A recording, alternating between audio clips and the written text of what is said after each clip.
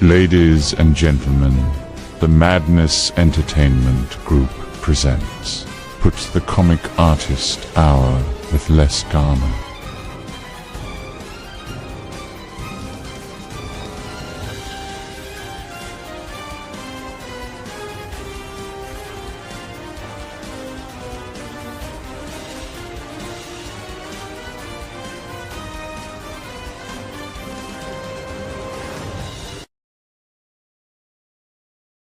It's Wednesday and we are back, and today I am actually taking a break from a lot of other stuff I've been doing for a while, because as I look at my schedule for the coming months and look at everything I got going on, which I'm real happy about, I've decided that it is finally time to bring my girl back, my first girl back. So I posted on Facebook earlier today about it.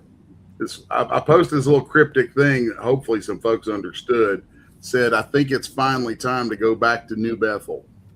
Oh, yeah. I know what that means. So that's my girl, and I'm going to be doing a little sketch on here this morning just to kind of get the feel back for her, which it'll be interesting because, I mean, it's been years since I drew Apocalypse Girl and the stuff around it, and I know my style and skills and everything have grown and developed and evolved over that time, so it's going to be fun to see how it comes up. It's also going to be interesting too to kind of play around and see where I'm at now versus where I was then, and figure out how to kind of blend those things together in a follow-up book so that it's not jarringly different, you know? Right. Because I do like continuity in the artwork on stuff. So that's a big thing with me. I'm looking forward to that. It's been a bit. It's been a little while since. It's been a hot minute, but I feel like it is time, and it's going to be way later in the year, right?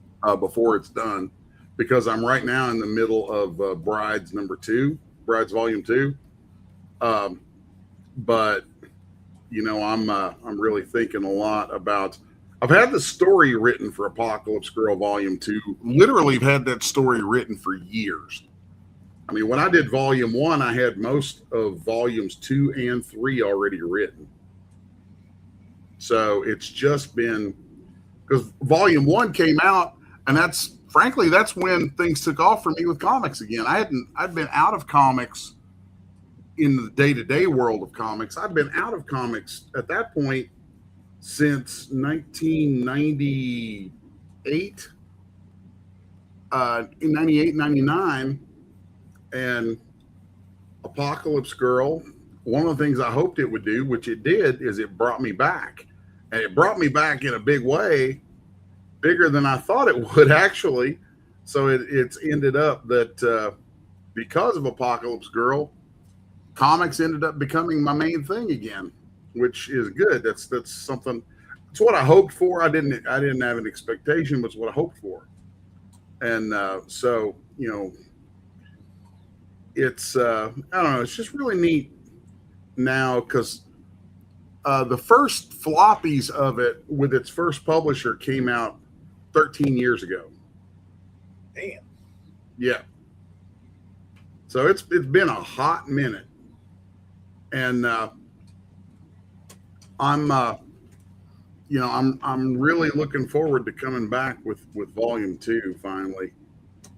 I hope all the folks that have waited 13 years for that, aren't too upset with me for taking this long. I've had a lot of other stuff to do in the meantime, but anywho, it's good to play around and get back on my girl a bit here.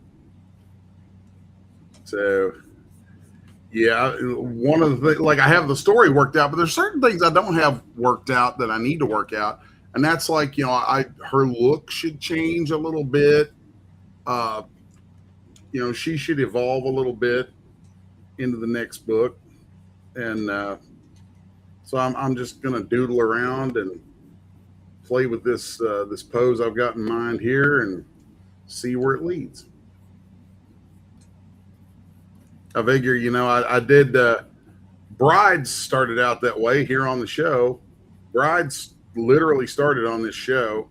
First time I ever drew Eva was on here on a stream.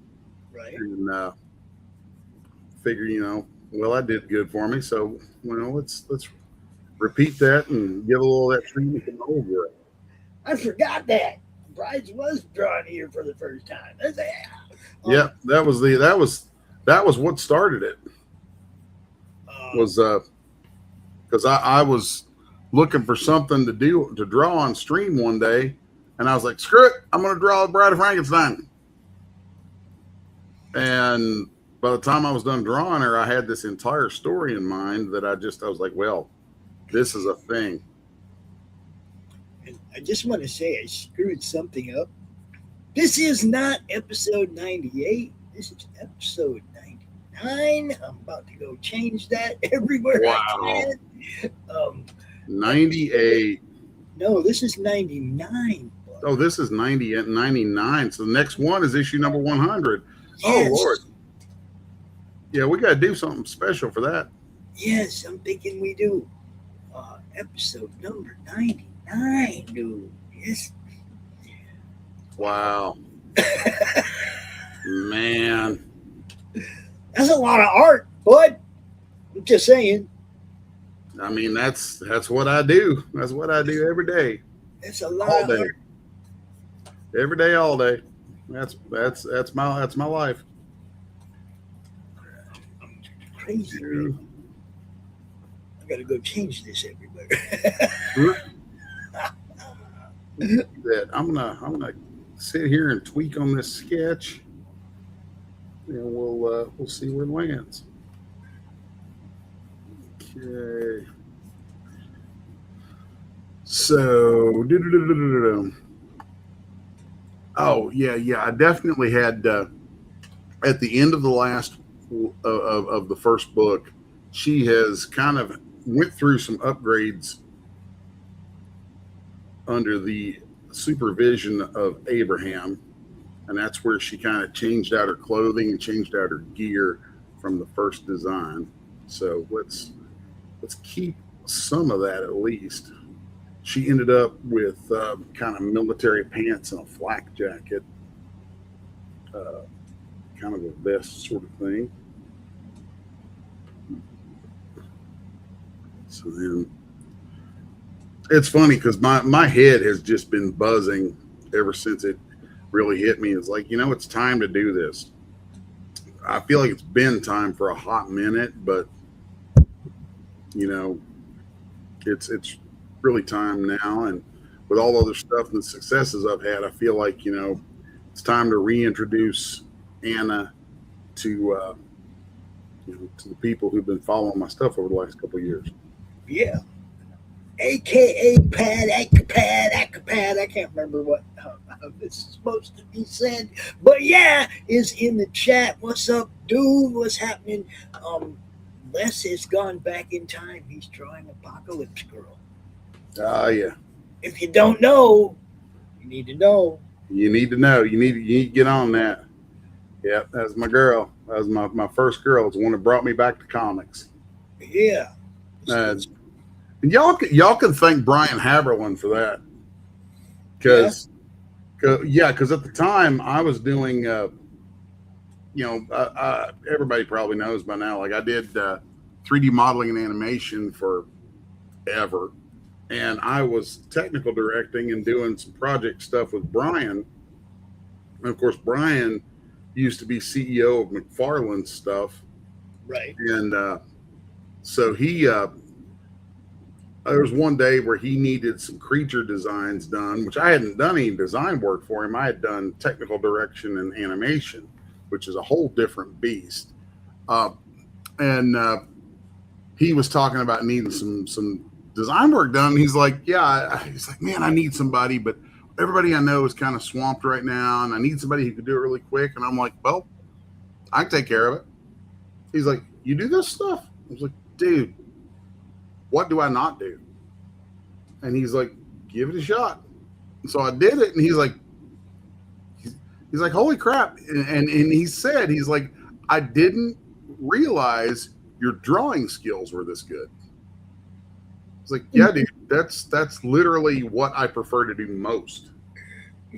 You know, and I was like, yeah, and then I said something about how I was like, yeah, you didn't know me back when I was drawing comics, did you? I was like, you know, back then you were, you know, Mr. Big Shot with all these other things with these companies and stuff. And I was like, you know, I was just a little indie guy back then. And I was like, but yeah, this is what I used to do. I was like, I love drawing comics. And I said, honestly, I kind of miss it. I'd love to do it again. And he goes, why aren't you? I'm like, well, I don't know, because the 3D stuff and the technical stuff and all this crap that, you know, pays my bills and all that stuff. He's like, yeah, he's like, you should be drawing comics.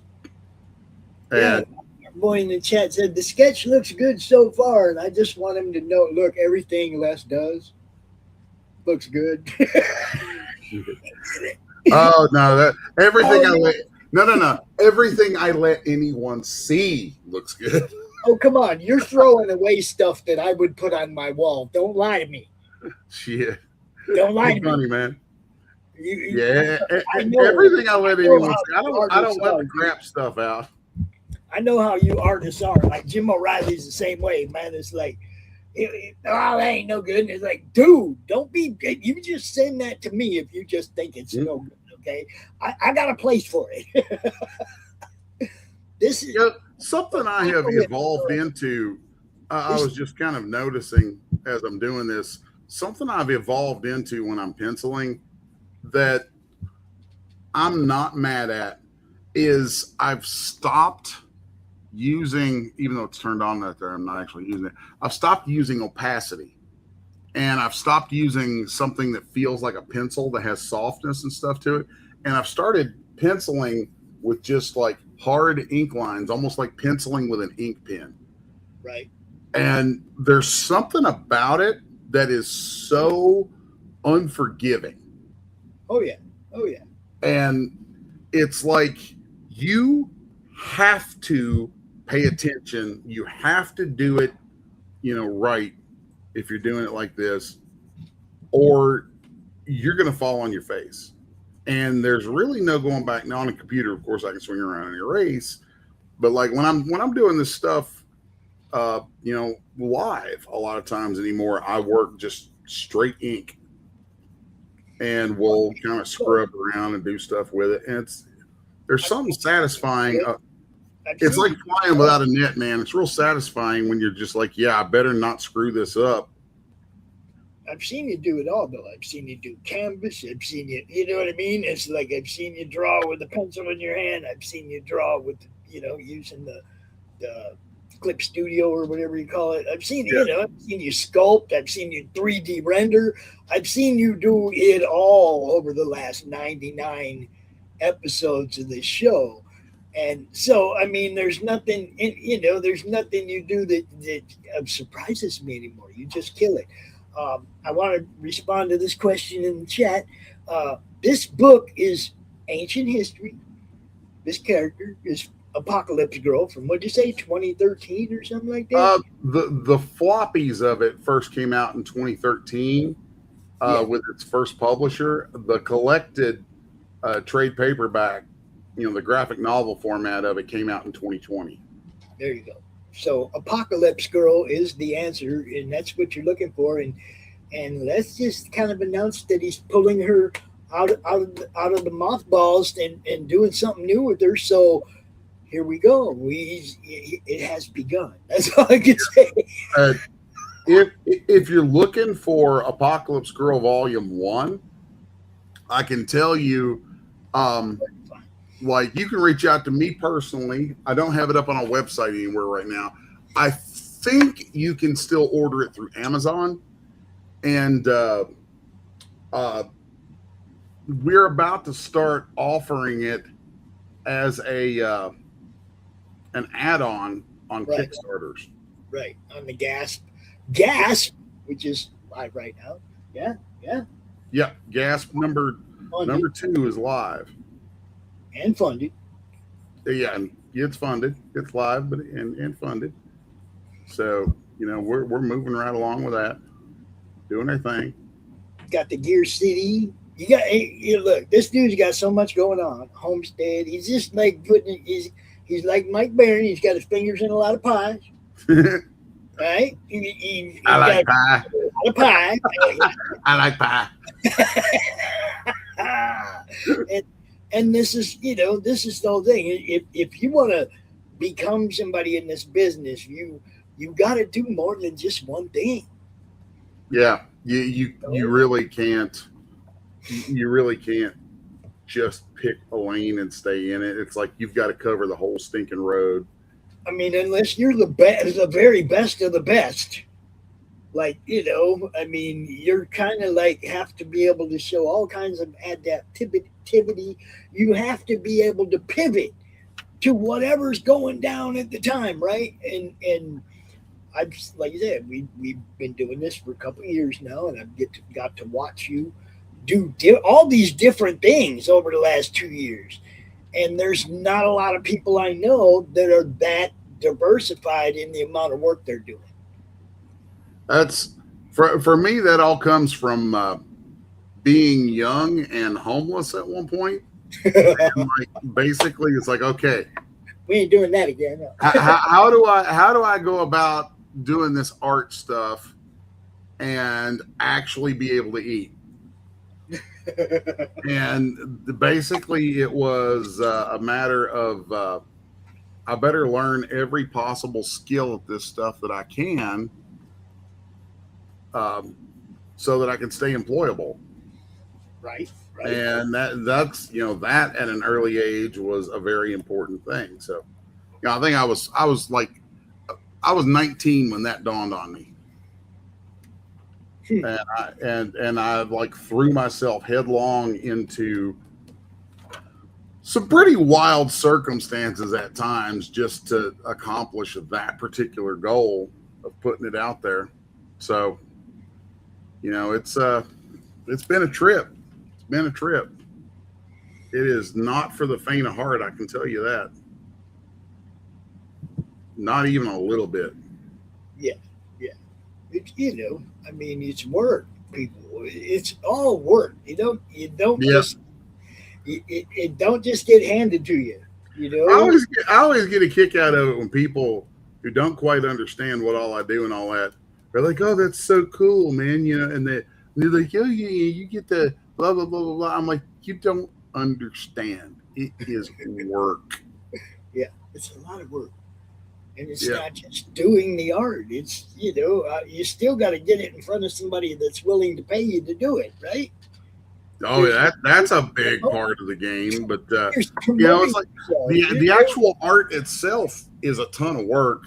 Especially, it's more a ton of work learning to do it. Like once you learn some things and you've pounded on it for a while, I won't say it ever gets easy, but it gets easier, right? And then and there's an interesting thing that I would point out. When you start, that's the hardest part. The hardest time doing this stuff is when you start and when you start off learning. The learning, if you don't teach yourself to enjoy the learning process, then you're not going to do it. You're just not. And you always have to be learning. So, that's kind of high on my list of qualities you need to have about you in order to do it, is always be willing to learn and always be eager to learn, because then you're willing to do the stuff that you need to do early on that makes you learn and get better. And if you embrace that part of it, then it kind of never gets boring. So, and now granted, I mean, it's still work and you'll work your ass off with it, but you'll always be ready to keep going because, well, there's more cool stuff to do. And all of a sudden I'm going to go quiet for a second because my brain is looking at this going, okay, we need to nail these things down. And like I can literally feel the shift in my head when I'm shifting from the doodle stage to starting to I call it the hardening phase, where I'm starting to harden up things, harden up details, and put stuff in that need to be there.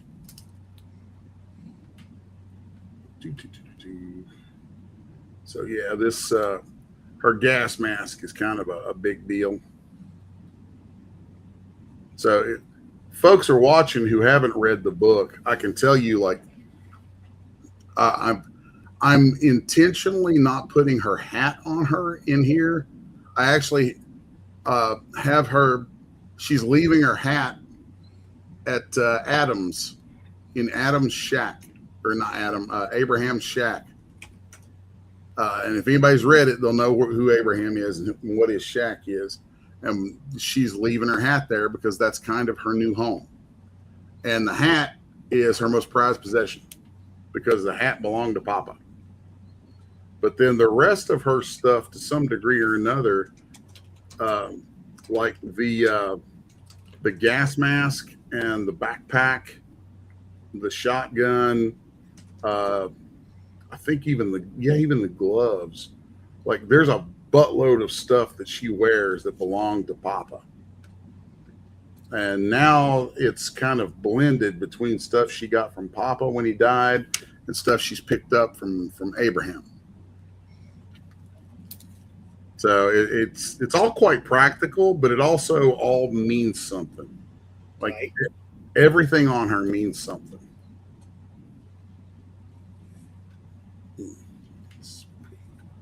Let's get that big machete in here that I want. That's good stuff. So there's that.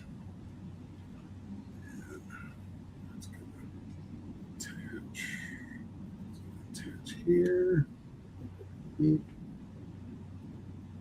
So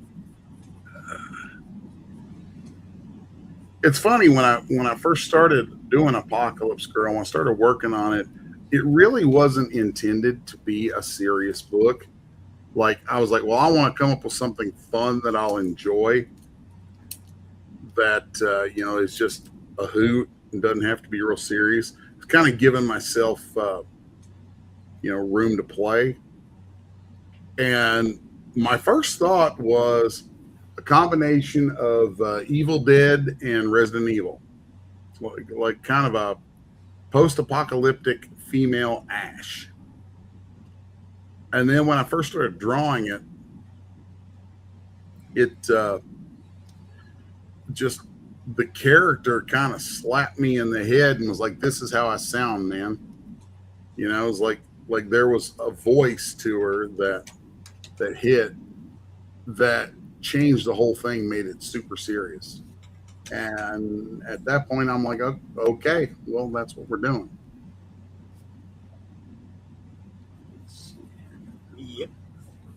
Yep. It fit me better anyway, because I originally wanted to like actually do some like humor and stuff with it. Again, very much like Ash, Evil Dead kind of thing. But I'm really glad that I didn't, because what came out was just so much better. Right.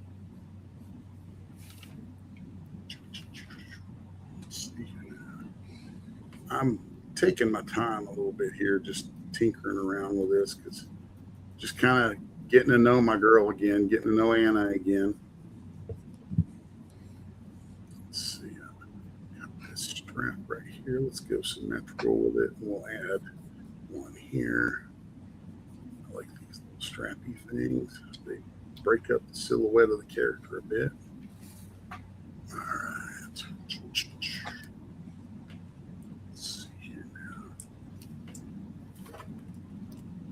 I think we're going to go full on pistol grip on this.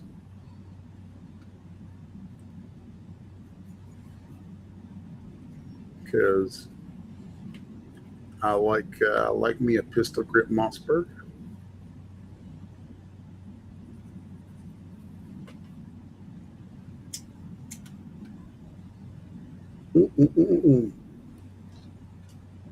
Yep, that is my shotgun of choice. It's 12 gauge Mossberg. So that's what I give my girl here.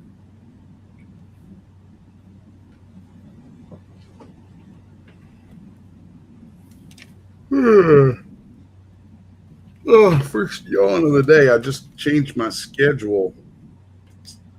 You know, if folks watch, they probably know that I tend to keep myself scheduled real tight. Like I know what I'm doing any time of day. Right. And I just changed it up and moved my gym, my workout time from the evening to early in the day. So I literally I'm a half hour from got back from the gym like half hour ago. So usually you're about this time starting to yawn and yawn and Yeah, I mean I just had one little yawn, but I'm actually feeling wildly more alert that's what I was gonna because say. Today you're still coming down from a workout, so you're still up, feeling it, you know. yeah, that's kind of what I was hoping is that if I work out earlier in the day, that the workout will actually help give me a nice energy boost. Yeah, yeah. And then I don't feel beholden to my workout time in the evening. So if I need to work a little longer, I can. You know, feel bad about it, or I don't have to stop just so I can go get a workout in because I've already done it. My schedule is so different every day because of the different times that shows run. Mm, So it's like every day of the week has a different schedule. And I don't just mean network. I mean outside of it, right? mm. Domestics and stuff around the house. You have to schedule all this stuff around when I'm doing shows. Yeah, yeah. You know what I mean? It's like can't walk away and vacuum while the show's on, Hmm. right? Can't clean my room during a show, okay? Stuff like that, right? Oh Um, yeah, can't go to the store. Can't all the everything is based on the free time between shows. I That's how got my brain works.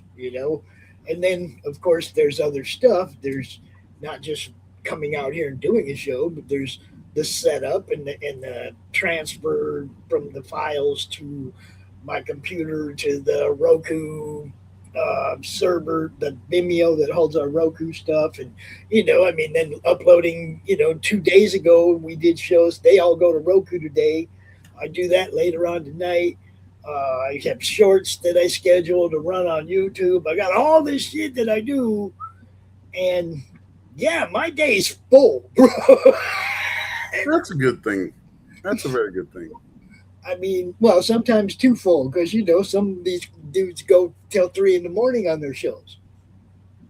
Yeah, yeah. You I know, wouldn't be doing that. our weekend lineup is crazy. Like Sunday, I think there's like 8 shows on Sunday. Huh.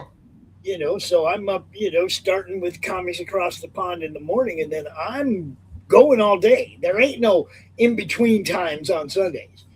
You see what I'm saying? It's just one show after another, bang, bang, bang. And I don't know if people realize, but like we're on Pilled and Rumble, and Pilled and Rumble aren't like uh, YouTube. Okay, StreamYard will set YouTube all up for you once you set up a show in StreamYard. Pilled and Rumble do not. So you have to go set those shows up separately. And so, like one show just ended. I got like 5 minutes, 10 minutes to go get this show set up on those two platforms before the next guy goes live. So I have to be there at that end show, start show period, right? There's things I absolutely have to be there for, can't miss.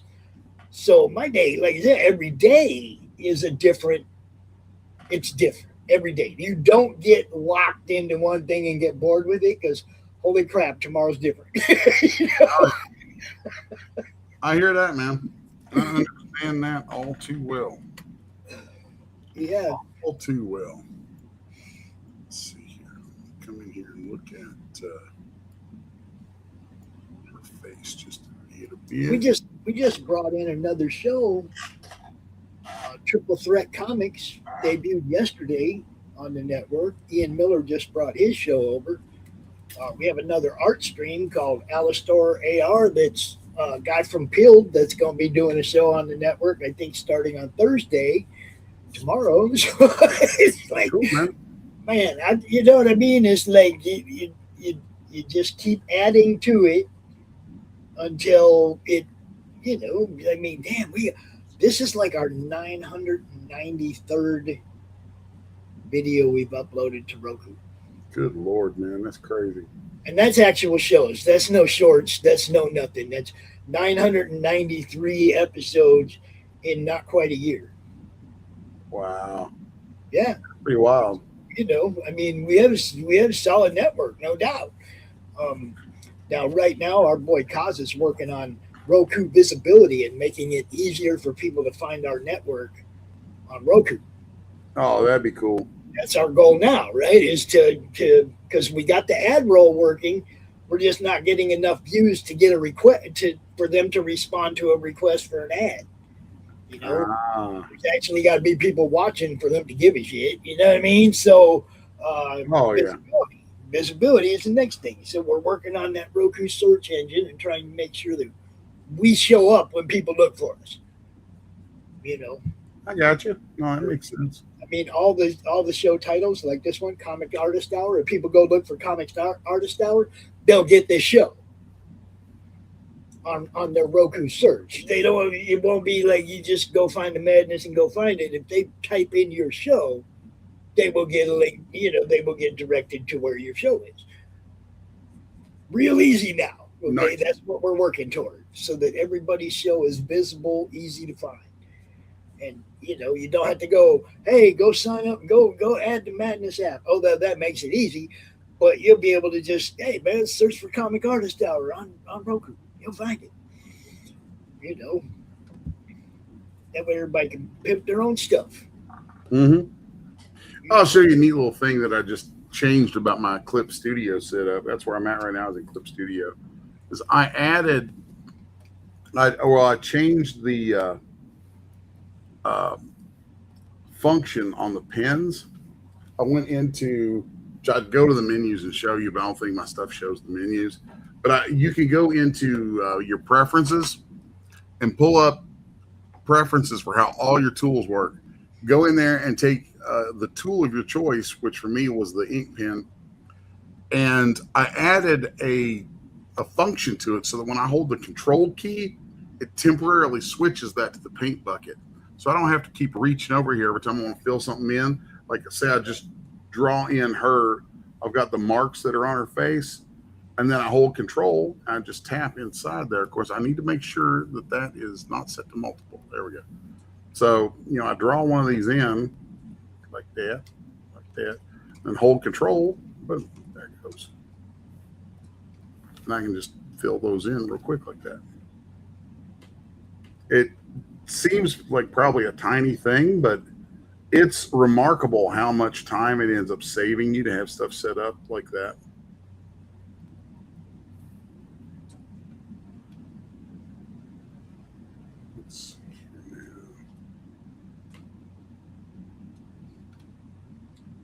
And for those of you who don't know, Gasp #2 is live right now on Kickstarter. I just dropped it. Yes. In the YouTube chat. I should have put it in StreamYard. Okay, it's coming to YouTube twice. It's going to everywhere else now. There you go. Go check that out, man. Go check that out. It's just more or less. Less is more. More of Gasp. You don't less and less is more, baby. I'm just saying. You know. Let's see.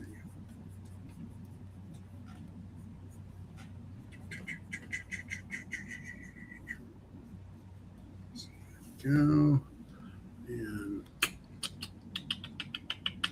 all right, let's turn off adjust by speed. I'm going to get the collar of her shirt in here. The collar of her shirt is one of my little mental landmarks. And if I encourage people when they're, developing characters to either develop them with, or after you've figured them out, kind of learn what are the landmarks for details on the character. because once you learn those landmarks and get practiced at attacking those, it'll make drawing that character over and over much easier. That's one of those things. It's like I've told people, I'm like, do you like drawing the same thing over and over and over from many different angles? If yes, go into comics. If no, don't. Because you're going to draw the same stuff ad nauseum to the point that you may get really sick of it. But that's the gig. It's exactly the gig. Let's see here now. So I treat my my pencils, honestly, they're just rough guidelines. They're just there to kind of give me a general idea where I'm heading when I ink.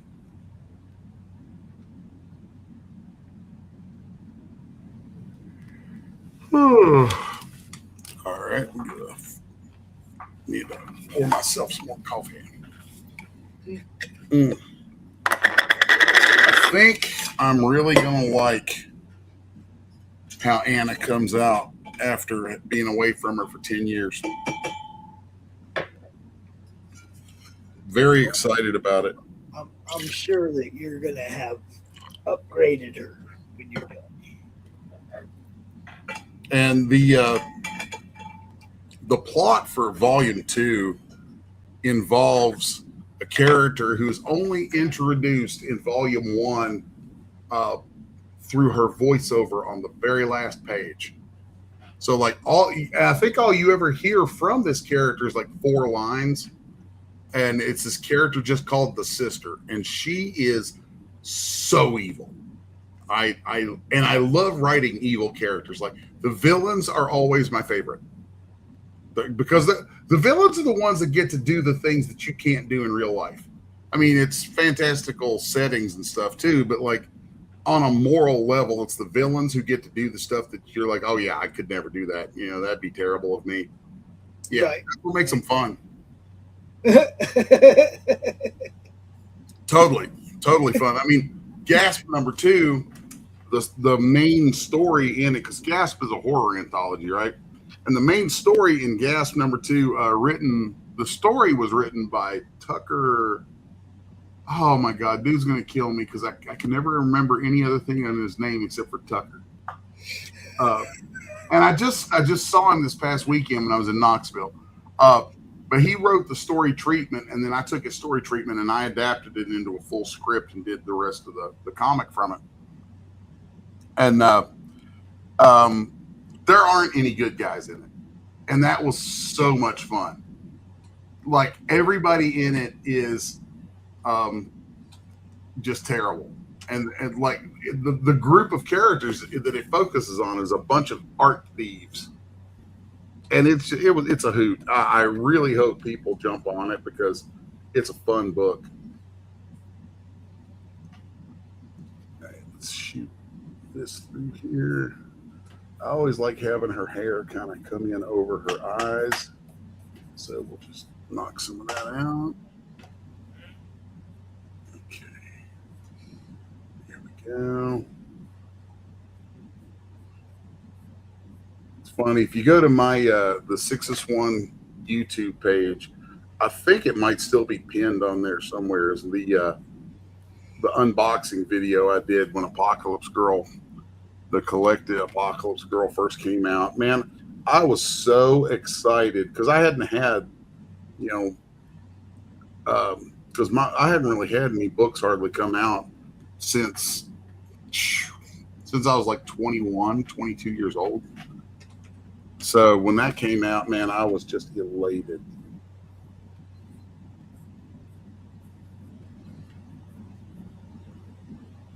And it doesn't change either. It's like every time a new book comes out, I'm always excited. Yeah, I can understand that.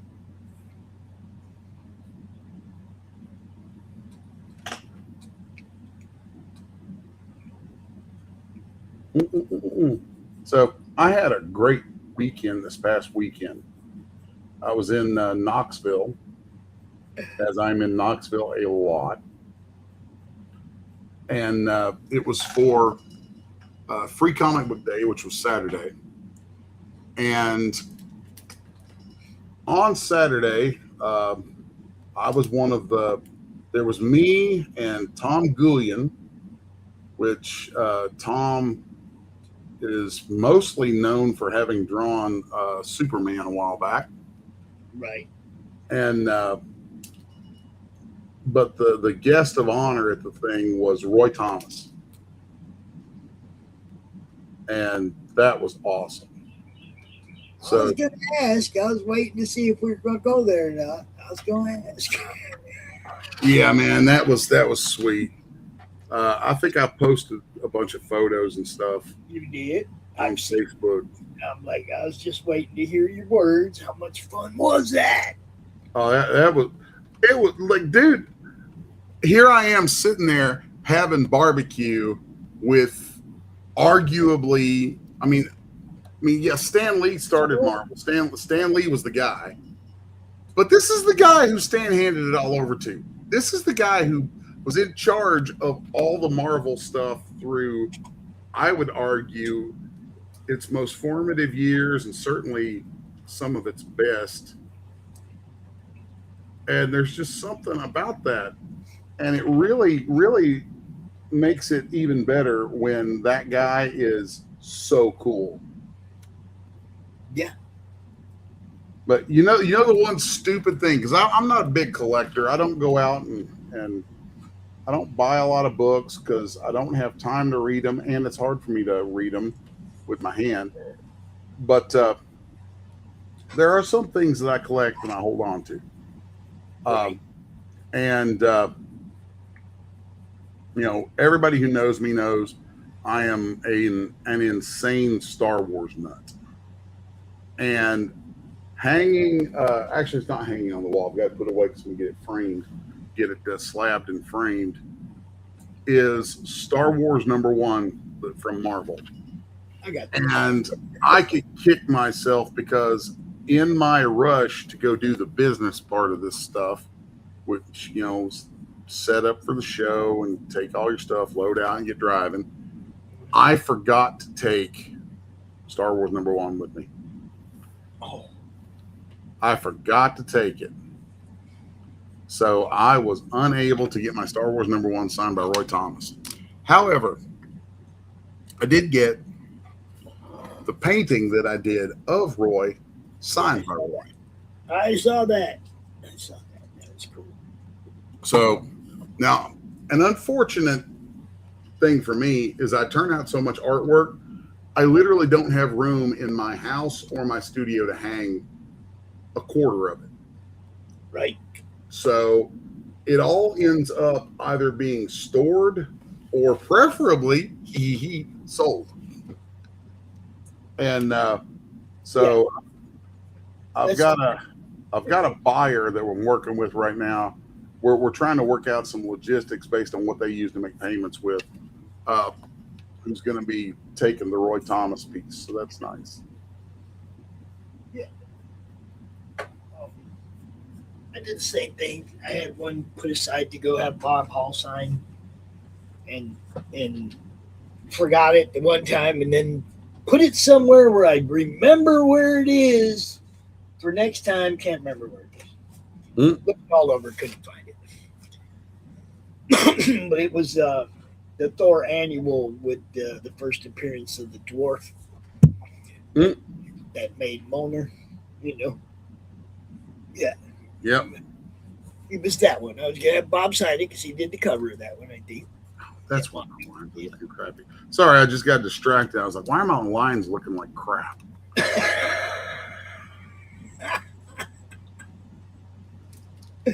There's this it's like the magic awesome line setting in here called adjust my speed. So like a lot of times when I'm inking something like, let's say I'm doing part of her shirt, right? And I want the lines to have some jagginess like this because there's kind of a texture that gives and it's super cool. You turn adjust by speed off. with adjust by speed on, if I made that same kind of movement, it averages it out so it's smoother and you don't get the jaggies. What you use that for, what I use it mainly for, is if I'm doing hair, it averages my brush out so that brush gets nice and smooth, and it feels like a pinstriping brush, which I don't expect most people these days to have any clue what that is. But if you go look up some videos on somebody doing pinstriping, you'll see them use this brush. That's handle is only about that long, and its bristles are probably 3-4 times as long as the handle. They'll dip it, and you'll see they'll touch, and then they'll start to pull, and those bristles are traveling way behind them. But the effect of that is a smoothing of the way their hand moves. It's just so beautiful to get these nice smooth lines with a pinstripe brush. Well, in Clip Studio and a lot of programs these days, there's this the first program I think ever had, it was actually a 3D program called ZBrush, which they called it Lazy Mouse. So sometimes you find it called Lazy Mouse and things. In Clip Studio, it's called Adjust by Speed, and it averages that out, and it feels just like an old school pinstriping brush, and I love that to no end. Like when I'm working out hair, when I'm working out hold lines around, especially female characters that need to be kind of smooth, that. And it responds so well to your pressure sensitivity and everything. It just makes a huge difference. And I'd forgotten to have that on while I was doing some of her hair there. So see, like now that I'm doing it with that on, those strokes are smooth. They silky smooth. Yep. And also, it makes it so that you can kind of double back on your lines and get these just nice little subtle effects that I love.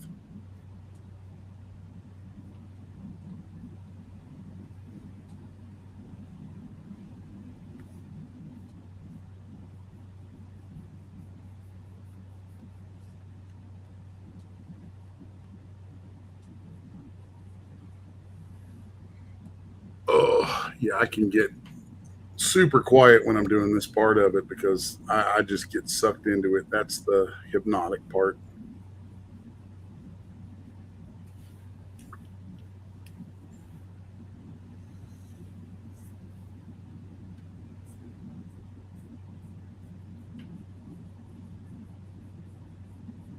Mm-mm-mm.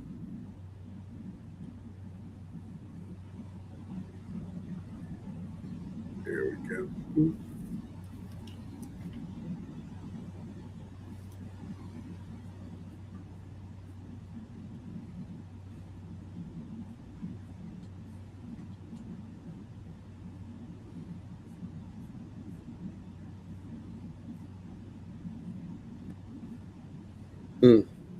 One day I'll have to come on and we'll talk a little bit about my methodology for doing hair like this.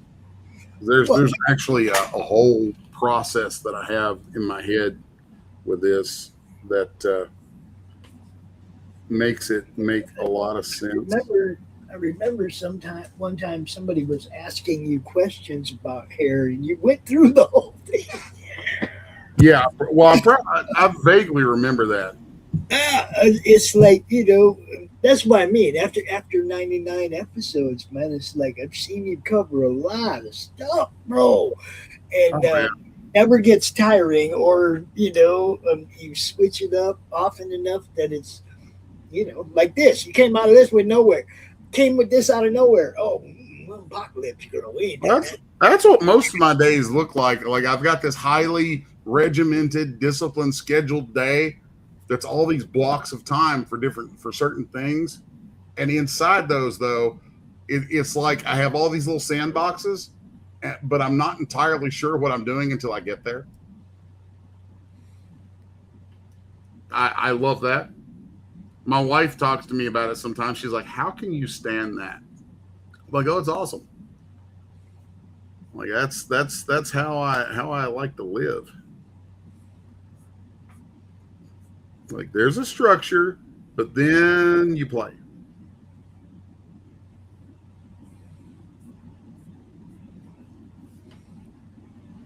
And I would argue the most important part of it is that you get to play. So I know if I didn't enjoy what I do, I wouldn't do it.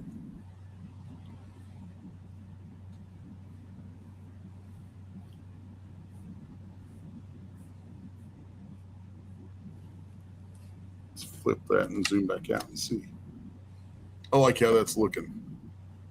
I'm liking that a lot.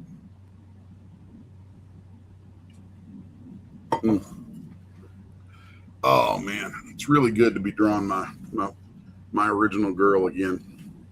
I'm gonna step out from the hair for a little bit, give that a rest, and come in here and work on some hold lines. So this has a little bit more of so you can tell a little bit more about where it's headed before I have to call it for the day. There's that. I'm going to keep her original gloves. So those come in, they have a split, and then they come off.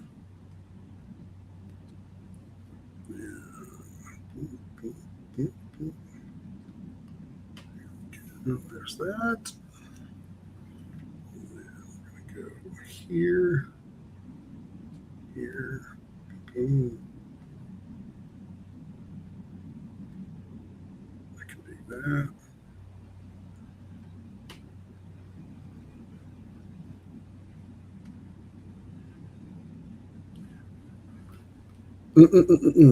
I should actually double check and see if it was gasp number one. I think it was gasp number one that has the first new Apocalypse Girl story in it since the collection came out. It has a story in it called Mama's Place. And my two favorite characters in Apocalypse Girl are Anna and then this lady who goes by the name Mama Shotgun. Mama is not to be trifled with. And we thought it would be nice to come in and do a little something back in this world. So I did a short story called Mama's Place. So let's see. Definitely going to go on these pants. There's that. Let's go ahead and get this belt started into here.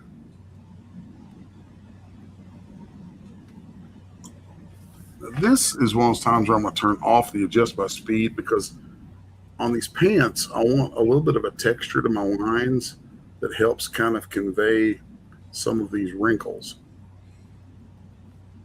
So you'll see like right there, you get this little texture in the line. It's because I'm pushing and pulling. Like as I pull the pen, I'm actually pushing up and down on it. So like if I'm pulling and you can't really see it. I should put a video camera on my hand sometime because I think 3/4 of what I do with this stuff has to do with how this hand moves and stuff that you're not really going to pick up necessarily straight from just watching the software. But that's kind of a thing. Like right here, there's a pattern to how my hand moves. It'll look like my hand is doing this kind of sketchy sort of thing, but what's happening is my hand's moving back and forth and the pen is dropping or raising like at certain points. And it's something you just develop a reflex for. And if you have the adjust by speed setting turned on, which I'm going to turn back on while I do this knee pad, because that needs to be very smooth. And the smoothness will make that stand out from the rest of that leg.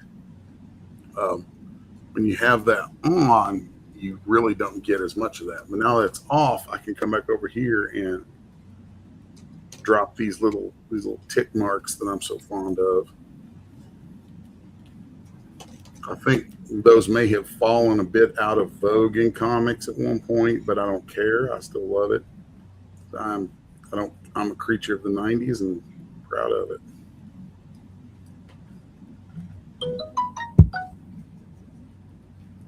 And then, I'll follow the outer contour of her thigh here with these little tick marks that are all pointing back into the source of this tension in the cloth. So I feel like people don't study tension folds enough. Tension folds are a big thing. Now we're going to come in here. That. It's so funny. For the longest time, when I was trying to get work in comics, and I would do samples and things, I would end up listening to an editor here and there, and they'd say, well, we're looking for something more like this. Whatever that was, I would follow that for a while. And I can remember people saying, oh, we want smoother, cleaner lines, smoother, cleaner lines, smoother, cleaner lines. And I think so many people followed that for so long that it actually started taking the artwork in comics and pushing it back in this very old school, I'm going to say late 60s, early 70s kind of way that I'm not fond of. Like the artwork from that era was great for that era, and I appreciate it and I love it, but it had its time. And unless there's a good reason to go back to that, other than some of the business reasons that I know they like to do that, then I'm like, okay, we've grown since then. Let's get on to more rendering and more interesting looking stuff. But for the sake of trying to get work, I followed those prescriptions from folks in the business for a while, and I'm so glad that that after so much time away, that when I came back to Apocalypse Girl, I just said, you know what, I'm gonna do this how I want to do it. That's the whole point of it, and I did it, and it did well, and now I just am able to be myself with the artwork, and that's nice.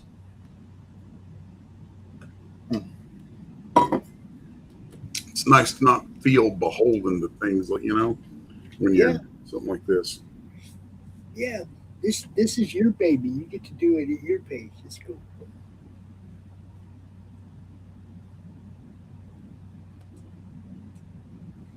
Oh, handy news dropping in. Who's that? We got a raid over there on Pilled while I was trying to handle business. Handy news dropping a raid on us. Thank you, brother, and whole bunch of cookies. It looks good. We thank you. Stuck in New York, dropped a cookie on us. Love you guys over on Pilled, man. You guys rock, no doubt. Les here is drawing one of his ancient comic book characters. Her name is Apocalypse Girl. Well, the book's name is Apocalypse Girl. Her name is Anna. Her name's Anna. Okay, but she is the Apocalypse Girl, no doubt. Yeah, at no point is the phrase Apocalypse Girl ever used in any of the books. That's cool. Ever. That's cool. Yeah, it's something people have asked about for years. Yeah. So who's the Apocalypse Girl? I'm like, that's not a character. That's the title of the book. But yeah, he did this comic like back in 2013, and then the trade paperback was re-released in 2020. And he just decided today, just out the wild, he is going to draw her again. And yeah. Oh, I don't think you have drawn her on the show yet. I think this is the first. Yeah, I haven't drawn her on here yet. Yeah, and that's cool. Well, I haven't really drawn her. Honestly, up to right now, I don't think I've drawn. I think I did one Anna sketch on here some weeks ago, because I saw a recent file in my files the other day And I was like, oh yeah, that's that. When did I do that? Oh, there it is. Okay. So I have drawn her on here before, and it's been pretty recent. Probably because this has been on my mind for a while, a lot lately, is to do this, to finally do the follow up to that. So, Yeah. but I think that I'm hoping that where I have a lot more people following me now than I did when I first did this. I'm hoping that volume 2 will really click. Folks will jump in for it, and that it will also, that they will want to jump on and get caught up with volume 1. Volume 1 is it's like 150, 160 pages. So yeah, it's what I'm looking forward to is when I've got volumes 1 through 3 done, and I've got all like nearly 500 pages of the story together in one big brick. I can't find my can sticker, man. Oh, there it is. Okay, I got you. There's they got stickers over there on Pill, like little gifts that you can put in the chat, right? Instead of just text comments. They got little mini gifts, right? And I couldn't find the one that says thanks for the can because Stuck in New York dropped a can on us, which gotta say thank you for the donos. Gotta love it. It all helps the network. It helps us grow. I'm going to be honest. I have no idea what any of that means most of the time. It's like it's a super chat on YouTube. Oh, cool. Like that, It's just they have different terminology for it. That's all. But we don't get those on YouTube ever. You see what I'm saying? That's why I appreciate the build people. It's like we actually have had the people who run that whole platform out on our show. We know who they are. It's not like YouTube. There's like, you're dealing with AI bots that you can't never talk to. These guys care about what we do as creators and podcasters. And yeah, thank you, Stuck in New York. Love you, brother. These guys are cool, man. They come out on shows. They promote each other. They help each other out. And it's way more fun on Pill than it is on YouTube. As far as cool. The interaction, the way people interact, I just love it. I mean, you can send a raid, like you get done with your show and you can send all your whole audience to somebody else's show. Right? And that's big because you'll be sitting here and, you got a few people watching and next thing you know, you got 30, 40 people watching. And that's when, like I said, that's when I broke the show for a second. I was like, explain again what you're drawing and told everybody what's up because they just come in blind. They don't know, especially with our network, what they're going to get. I can see that. I mean, with our network, you never know. It could be a game stream. It could be anything, So I love that aspect of it. I think they can do that on Rumble too. Send raids back and forth, but that's something that like YouTube totally missed the boat on, bro. Because that's big when you can transfer your audience to somebody else. That's the ultimate share. Oh yeah, no, that's what I mean. For a podcaster, that's the ultimate share. When somebody brings their whole audience to your show, and you can transfer your whole audience to somebody else's show. Dude, that's just smoking. Oh, that's cool stuff, man. Yeah, I definitely love that platform. And it's like, to me right now, that's the one I'm promoting. If I'm sharing a link to a show, I'm sharing the Pill link. I don't even share the YouTube link anymore. Not saying we're not out there on YouTube showing, broadcasting, but I'd rather people go over to Pill. It's more fun. You get these stickers. They call them stickers, but they're just little mini gifts, right? And you can download a ton of them, right? I got a couple hundred in my little, I got ones of Zach. I got all kinds of them. For whatever show, for whatever situation. There's music ones, there's everything, just everything. I got Thor and Captain America and Batman, and, all kinds of them. So it's fun. It's one of my favorite little tricks when I'm doing like shading for certain types of materials is I will take a lasso and draw a selection, like something like that, and then I'll take my pen and scrub. Wrong pen. I'll take my pen and just scrub inside that, letting my lines get further and further apart as it goes up. So then the lines at the bottom, you get this nice gradient made with those lines. So I do that a lot lately. It's something I used to like not do it.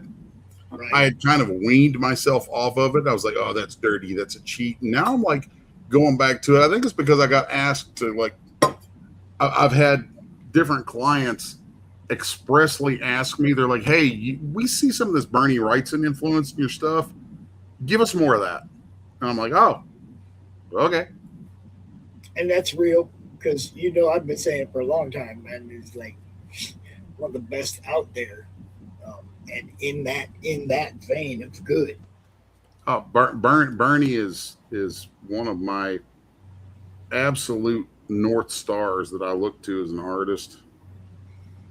One of my all-time favorites. Like, and you can see, if you can see, I don't know how well you can see the blue on this, the line drawing on this in the stream, but if I take my lasso, I'm going to turn off my stabilization. I'm going to turn it way down so that I can get a jaggier selection out of it. I'm going to take this lasso now, and I'm going to kind of follow along roughly some of these shapes that I've put in here that are for the shadows in her cloth, which that brings to mind another of my rules is don't draw the thing, draw the shadows of the thing, and you'll work out better every time. So like if I were going to do this with kind of a Bernie style, I would grab a pen that I've made called the rough pen, and I would use a selection like this, and then I would come in here and start this kind of loose scrub over it, back and forth inside that mask. Then I might rotate just a couple degrees, and then come in and do another little loose scrub over it, stopping it at certain points. And so you'll see there, you end up building up that kind of a texture. So you get shadows that have texture, and you can play with the shape of the light across the surface and play with those textures. And it just, I don't know, there's something really rich to me about it. So, and as I say that, I'm going to come in here and add some of that up in here. Just some light stuff. So I feel like, I'm just going to kind of play around here. See how I like that. Actually, I'm going to back up on that because some of that ends up losing some of its, there's a cleanliness that I do want on some of it. So I'm just going to be very careful about where I add that.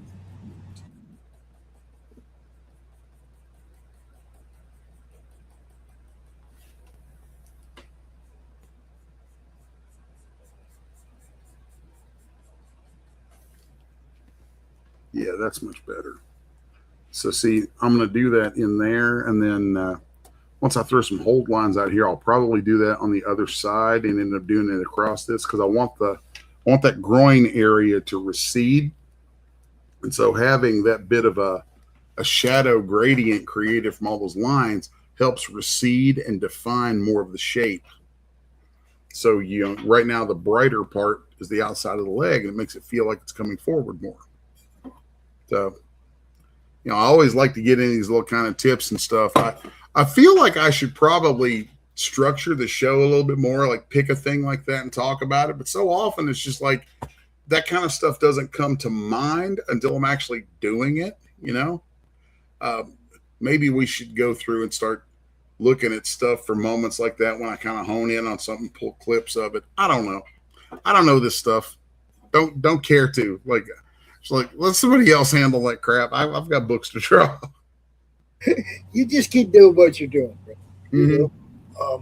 Your social media guy, he should be going through every one of these shows and pulling relevant clips for you. You know, I may have a talk with him about that today You know, after I get off here and see if I can get him to do that, because I think I'd probably start getting a little bit of traction on the socials with that if we did. well, yeah. I mean, I drop shorts every now and then, but I mean, with my whole schedule, that's like the last thing that I worry about. You know what I mean? If I don't get it done today, I don't worry about it. I just do it again tomorrow. You know what I mean? A lot of times as I'm working, because Clip Studio I can do screen grabs like Right. what is it? I forgot what it's called now. Time lapse. I can do time lapses while I'm working, so I've got like a whole like probably hours and hours worth of stuff that can be chopped up into shorts. Because whenever I do a time lapse, I don't actually save them out. Most of the time, I don't just save them out as like 30-second or 60-second clips. I just save the entire thing.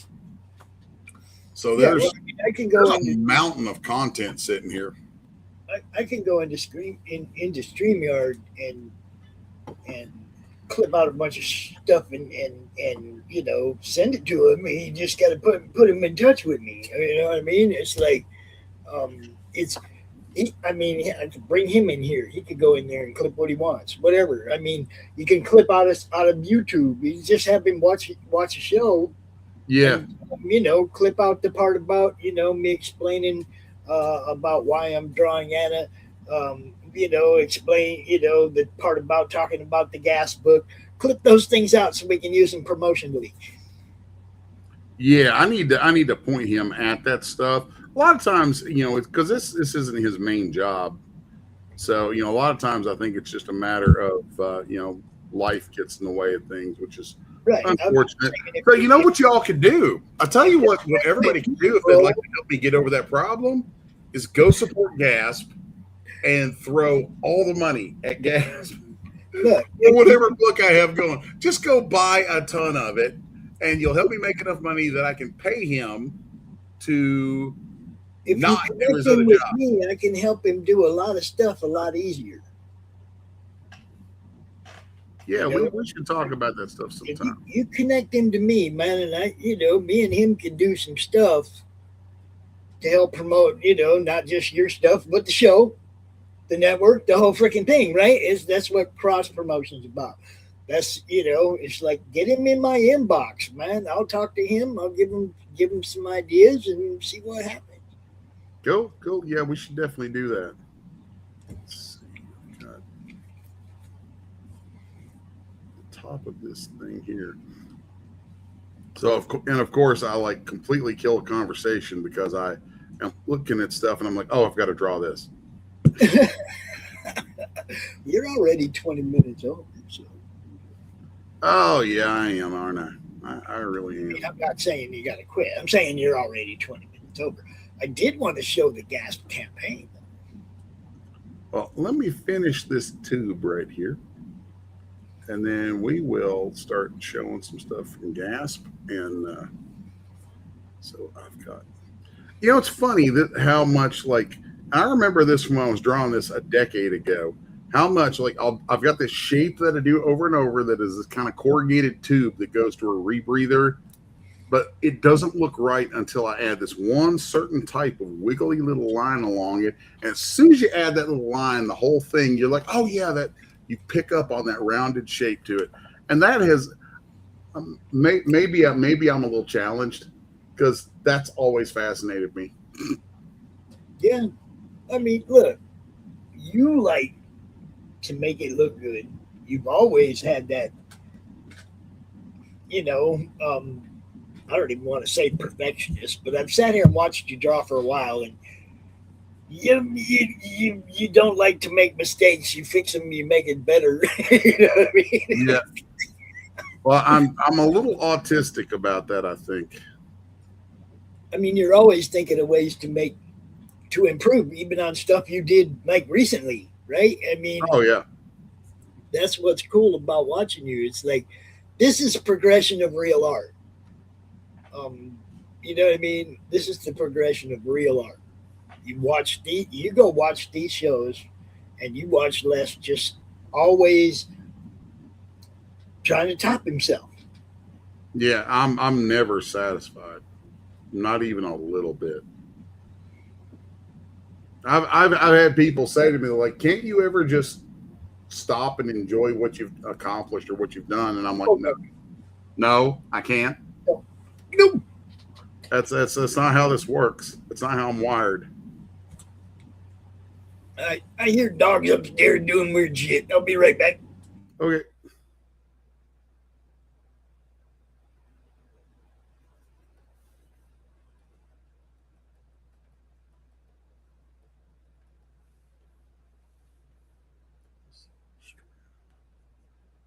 here's where that other strap would fall. And then we're gonna erase some of this out. It's one of the reasons I love working digital is because there's lots of things that I want to go back through and erase out and tweak, which if I'm working traditional, which I do sometimes, then I have to do that with whiteout. And I hate having to do that. It drives me crazy.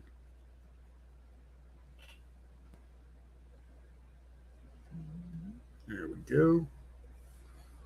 Let's see here now.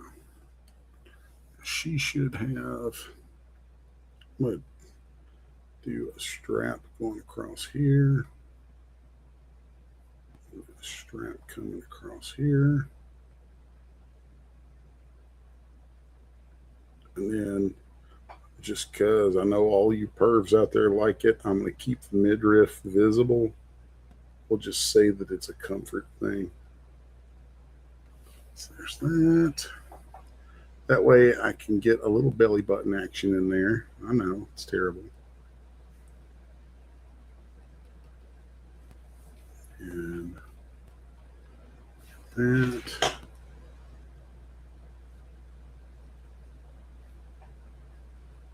Here we go.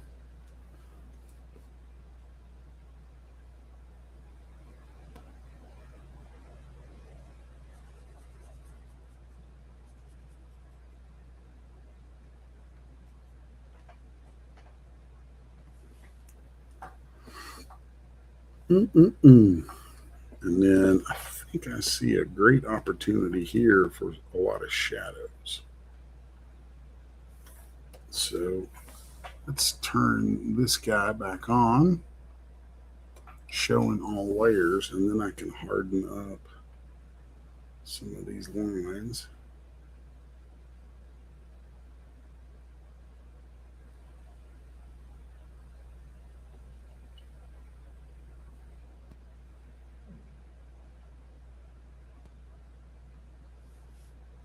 And we got some stuff right there. I absolutely love the ruler tools in here. Clip Studio has the best ruler tools of anything going. I'll turn that off. And okay, good. I was making sure that I did those all on the correct layer. Come back in here. And let's turn this little guy off. I also love this sharp angles thing. So like with that off, if I scrub like that, everything is kind of a bendy line. But if I turn that on and I do that, it will try and make them pointy. And there's a texture that you can get out of that. It's very similar to a way that I like to scrub with a brush when I'm doing ink. And so I use this a lot. Like right here, I'll come in and do this kind of wiggle stroke with it. And that just gives me exactly the texture that I want. Okay.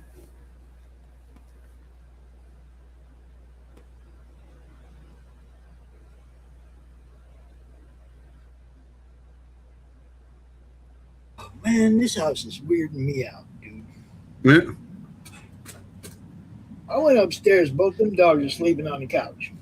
I mean, they're awake now, but they were both sleeping on the couch. So I have no idea what I was hearing up there because ain't nobody else in the house. You letting gremlins run around up there and you ain't doing nothing about it, Brock? Hmm. Mm.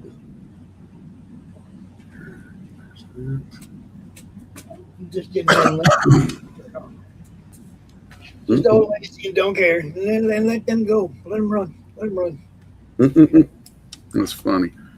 So let's go up to a slightly bigger brush here. And then we're going to come in here. And then I get to cheat a little bit. Matthew, I would put any digital comic that's, like under 50 pages at about $3 and over 50 pages at about $5. That's me. The work's already been done.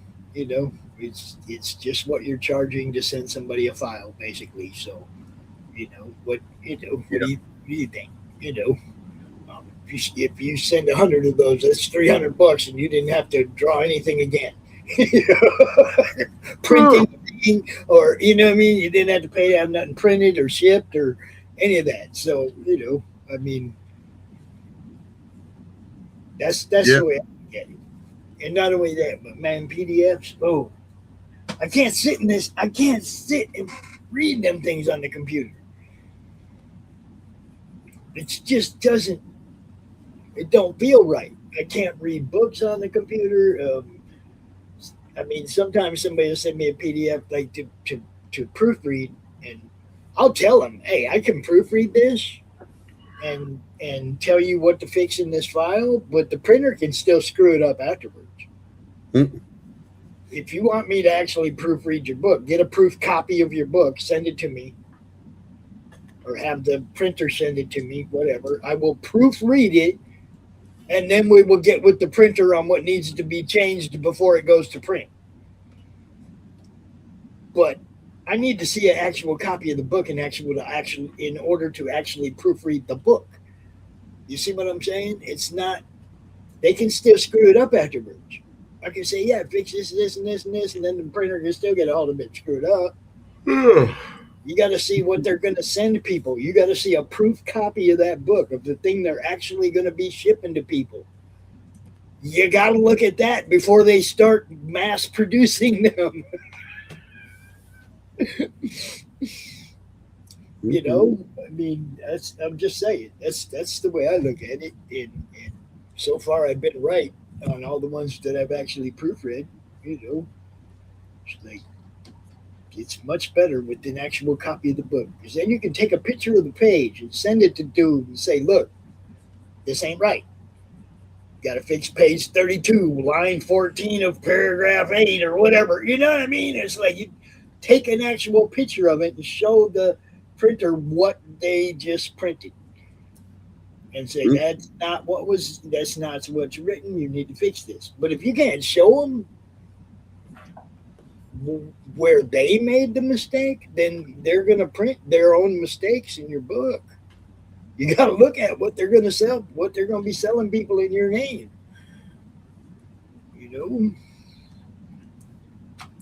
That's why I offer proofreading services, because I want everybody's stuff to look good. Mm-hmm. That's no lie. I get so many indie books, man, and look, a spelling mistake, something like that, that just takes me right out of the story. Bang, just like that. It's like I don't want to read books that take me out of the story. I want to read books that hold my attention completely. I understand that. That grab me and don't let go. Let's see what my coffee. If you grab me by the throat and you misspell throat,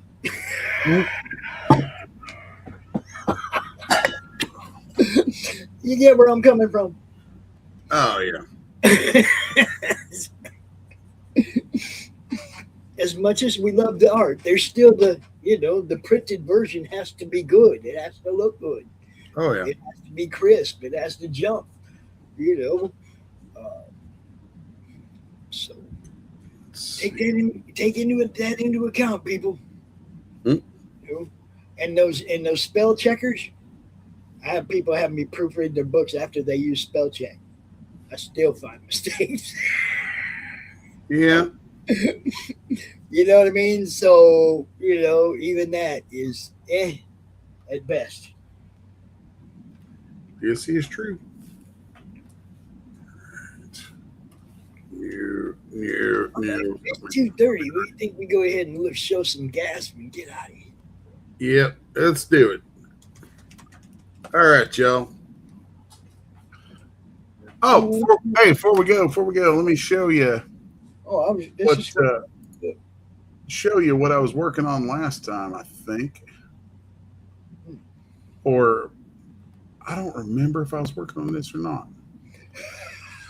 Oh, it's this page right here. Yeah, that's the page. That's the page. So, and now that page is done. That is page number. That page was done like 3 hours later or something. Yeah. As soon as I got off the stream, I was like, "Yeah, I got to burn this out." No. He sends me a picture and he goes, "All right, I'm done." Yeah, he does definitely gets it done, guys. Kills it. And one of the things he got done was this. Yeah. Fully funded in one day and more. What's funny is that was last week that I knocked that page out. I finished it out the rest of the way after the stream. And then there you can see how much further I am since then. Oh, wait a minute. What? Where is how much further you are since then? Okay. So I've done like 3 more pages and a couple paintings and worked at convention and drawn pages on other books. He just worked. I told you, he's got his fingers in a lot of pie. It's a lot of pie. Yeah, this is stuff from Brides #2 that's coming. So Brides Volume 2 is going to hit here in about 3 to 5 weeks, something like that. So do you know if does Kickstarter have any way to rate projects or anything like that you can do that, like, just says, "Hey, this was really cool"? Oh, well, they got a stupid little award that they put on some books, but nobody knows what the criteria is to win it. Oh yeah, no, I've gotten that on a project before. Yeah, Project We Love. It's like what nobody knows what the actual criteria is that they use to come to it. I think it's just the guy who goes through them goes, "Oh, I like that." Yeah, no, I'm pretty sure that I've talked to somebody there who was like telling me that there's like a staff project or staff meeting sort of thing they have every week where they that stuff or some process. Yeah, there's probably an AI bot. Yeah, no, I did. When I was doing Homestead got a Project We Love put on it. Yeah, as well it should. It was good. Okay, yep. But sometimes I see some that get that thing. They've got 15 backers, ain't made no money, but it's a Project We Love, and it's like, wait a minute, a Project We Love, because obviously the backers ain't. The backers are coming in with you. So who loves this project? I won't get into my theories about it, but I'll just say I have my theories about what gets that and what doesn't. And it's kind of my theory it's the same theory about what gets awards and what doesn't. Yeah, me too. Yeah. So same thing. I'll just say, Homestead was a finalist for a Ringo, and when you look and see what beat it out, it doesn't take a whole lot to put that together.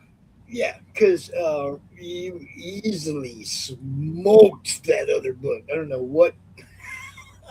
Yeah, but I'm being kind, so I won't go hard on that. I just said you easily smoked it. I don't know how it beat you. That's all. It's just funny, it's all, comics is part of the entertainment industry, so there you go. And it'll do what it will do.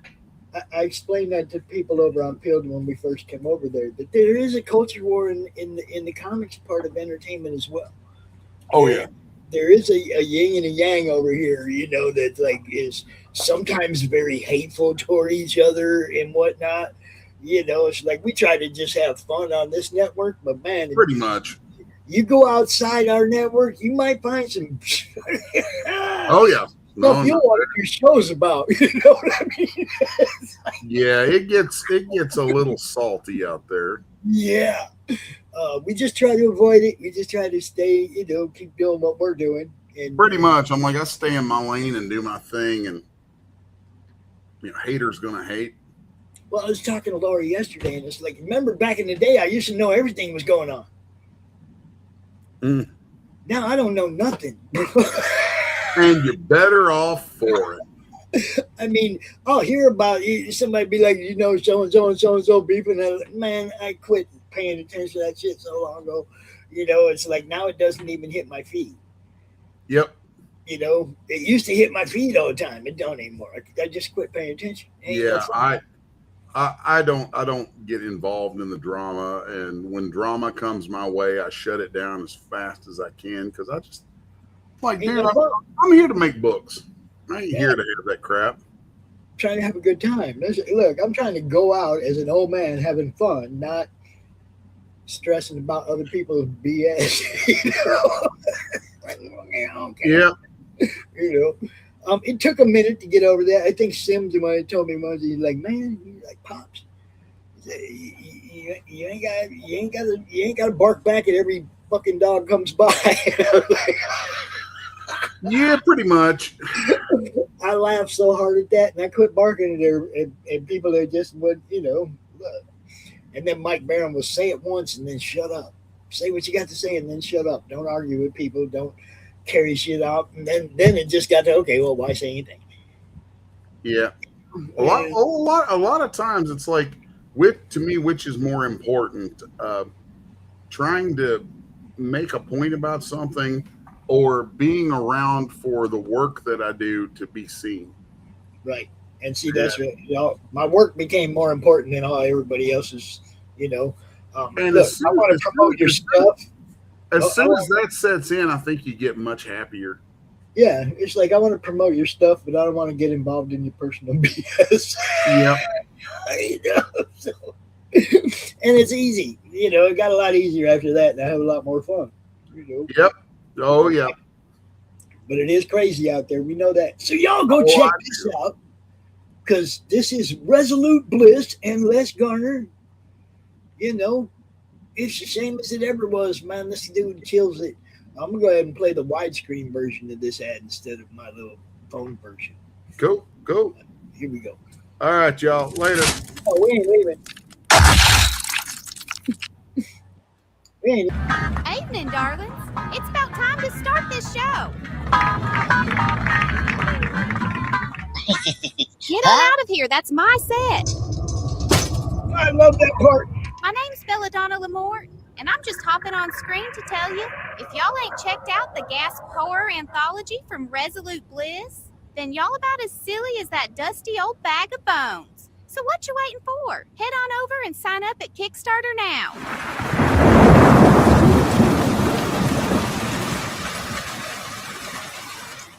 Yeah. All right, Les, still with me? Yep. Talk to me, bro. Look at this. It's beautiful. What am I looking at? Oh, yeah. Oh, yeah. Yeah, that's some of the interiors from Gasp number 2, the story called The Crimson Canvas. So, and same as always, guys, it's just Les killing it.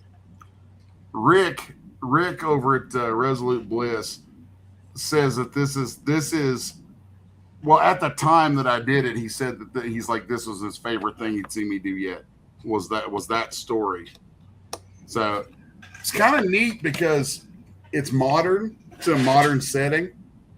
And most of the books that I've done are either Apocalypse Girl, which is post-apocalyptic, or they're period pieces like Homestead and Brides. Right. I mean, the one that I'm working on with Pete Palmiotti, Faction Paradox, it's like a giant collection of period pieces because it takes place in different eras and stuff. And so like I'm always getting called on to draw all this like historically accurate stuff or things that are in a non-modern time. And Gasp #2 was, you know, one of the rare times that I get called on to do something that's in a modern setting, and it was neat. I'm doing it again right now too, because right now I'm also working on. I just turned in 5 more pages of Frog Sweat with Dirk Manning. Right. So I think 20 plus pages deep into that book, and that one's in a modern setting. I describe it as being like if Quentin Tarantino directed a Lovecraft film, that's Frog Sweat. So that one's going to be, dude. I swear to God, everybody, all of Dirk's fans, Dirk's Normal fans, because this book is part of the mystery stuff and the what is that series he's done that's got all kinds of different stories in it. Has the word world in the title and it escapes me at the moment. I don't know. He's got so much stuff. He's got so much stuff you can't keep track of it all. But Nightmare World. There you go. Yep. There you go. Yeah. Frog Sweat is a spin-off in Nightmare World. And the folks, because that's been a real successful series for him, folks who love Nightmare World are going to absolutely crap over Frog Sweat. But Crimson Canvas is in the same, you know, I'm in the same pocket with that. Like the first quarter of the story of Crimson Canvas, there's rain everywhere, and I have a stupid amount of joy for illustrating rain. It's like this stupid freaking thing. I'm like, if I can put somebody in the rain, I'm gonna. Because there's a way that I like to do it, and there's things that I can do artistically with it that just are so satisfying to me that I love it. So there you go. You got Rainy Art Heist in Crimson Canvas, which, by the way, you know, if you're a horror nut, which I imagine if you're looking at this stuff, you probably are, it goes hard. This thing goes hard. Good. So very happy with it. Your boy's name was Tucker Johnson. Yes, Tucker. Tucker's a cool dude, man. So I never even spoke to the guy when I did this. Right. Rick had the story treatment from him and just handed it to me and said, "Make a book." I'm like, okay. Like, you hand me something, you're like, "Make a book out of this." Okay, I make a book out of this. And at the I did 2 events this past weekend. There was the one with Roy Thomas, and then there was the Knoxville Book Fair. And Tucker was there at the Knoxville Book Fair, and so he and I got to meet and hang out, and that was cool. So, dude, Belladonna eating this dude's heart is great.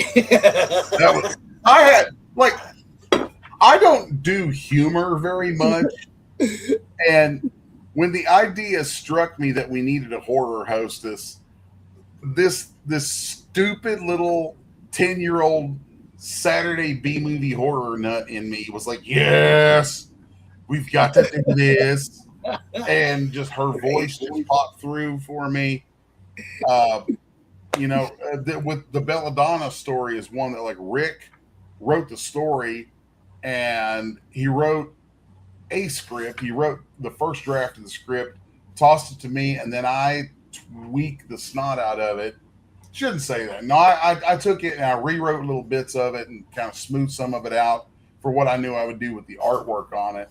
And I love how it came out. It was so much fun.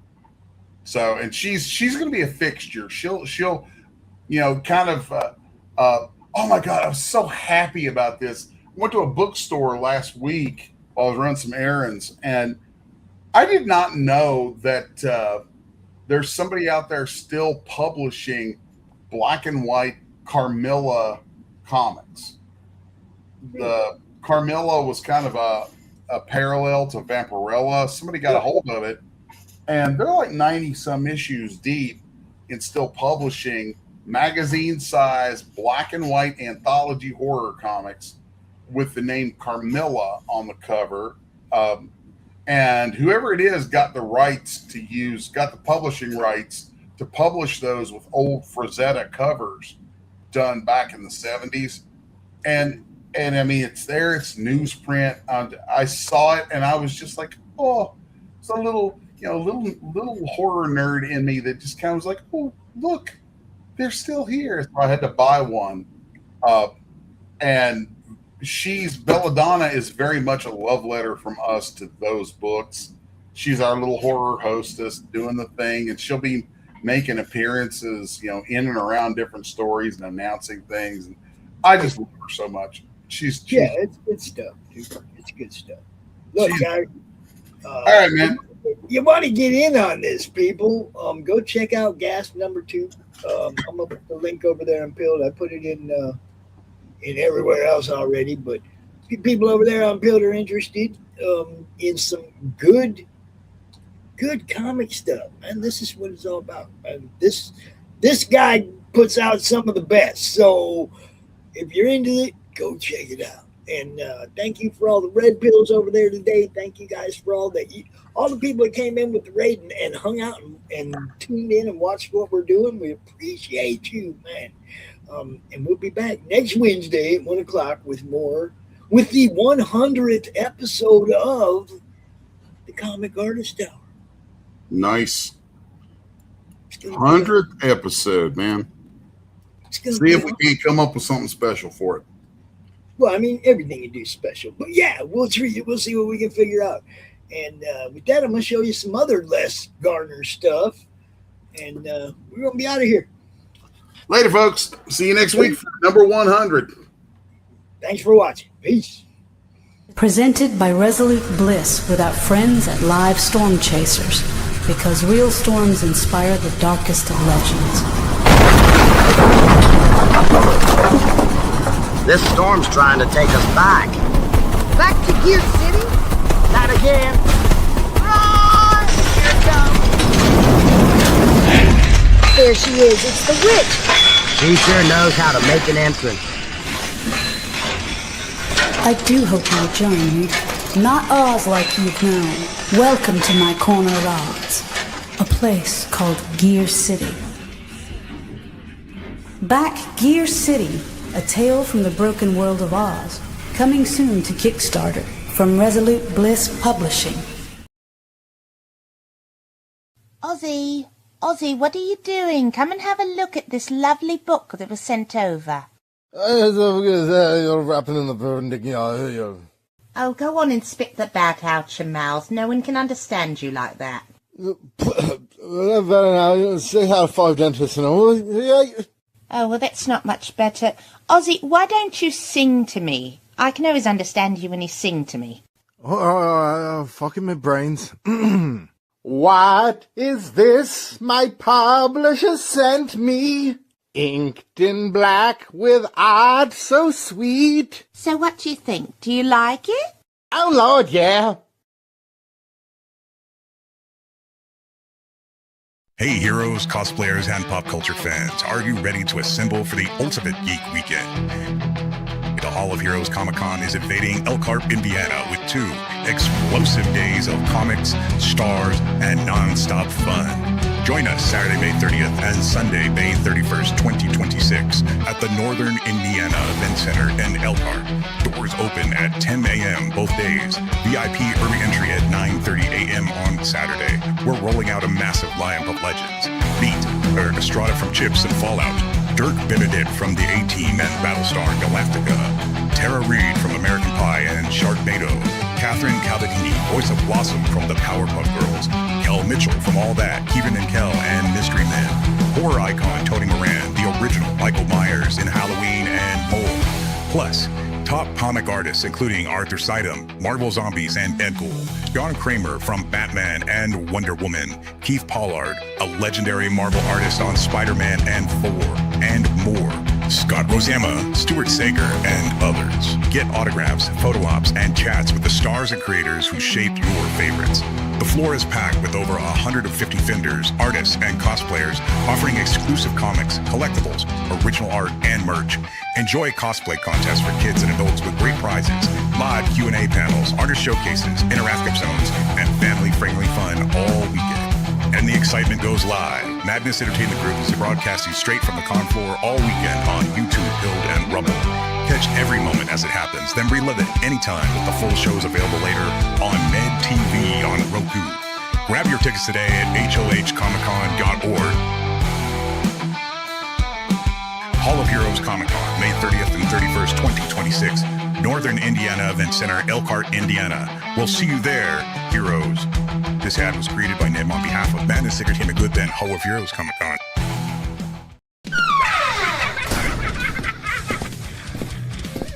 If you missed the live viewing of any Med production, you can find all our content on Roku or as a member of this channel.